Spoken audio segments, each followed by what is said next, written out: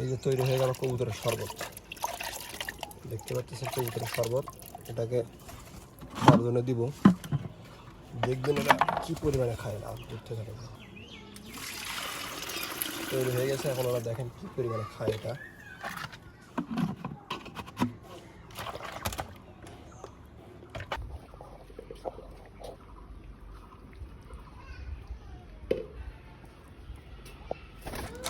তো বানানোর প্রসেসটা হচ্ছে কি, রানা ডাব্লিউএস, রানা ডাব্লিউএস রেনাটা কোম্পানির একটা, এটা হচ্ছে কবুতরের মাল্টিভিটামিন, বেস্ট একটা মাল্টিভিটামিন।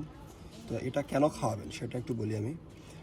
কবুতরের যখন টিকা দেওয়া আর কি, যেমন ভ্যাকসিন আর কি, ভ্যাকসিন করার পর তারপর ধরেন অতিরিক্ত গরম আবার অতিরিক্ত ঠান্ডা, সেই সময় খাওয়াতে পারবেন। আবার ধরেন কবুতরের ঘরটাকে স্থানান্তরিত করছেন বা কবুতর কোথাও থেকে কিনে আনছেন, বাইরে থেকে আনছেন কবুতরটা, মনে করেন যে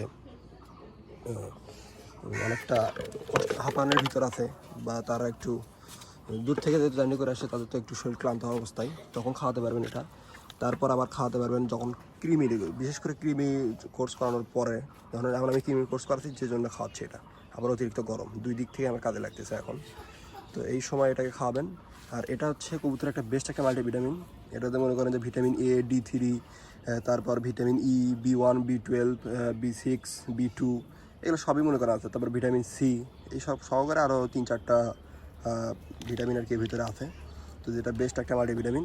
তো এটা খাওয়ানোর নিয়ম হচ্ছে কি, 1 লিটার পানিতে আপনি সর্বোচ্চ 3 গ্রাম দিতে পারবেন। তবে আপনার 1.5 গ্রামের মতো দেওয়াটা বেটার মনে করি, কারণ এটা খুব চোট। পানিটা দেখবেন একদম অনেক কালার হয়ে যায় এবং খুব গন্ধ একটা আসে ওষুধের। আর হচ্ছে আপনার যদি এমনি ডিরেক্ট খাওয়াতে চান, দেখেন এই যে দেখাচ্ছে যে কবুতরের জন্য 1 গ্রাম করে 10টি কবুতরকে খাওয়াতে হবে 5 থেকে 7 দিন।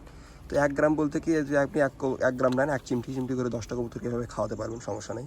তাই পানিতে খাওয়ানোটাই বেস্ট অপশন বলে আমি মনে করি। তো এটাই হচ্ছে কবুতরের জুস ছিল আর কি। তো ভিডিওটা এই পর্যন্তই, ধন্যবাদ।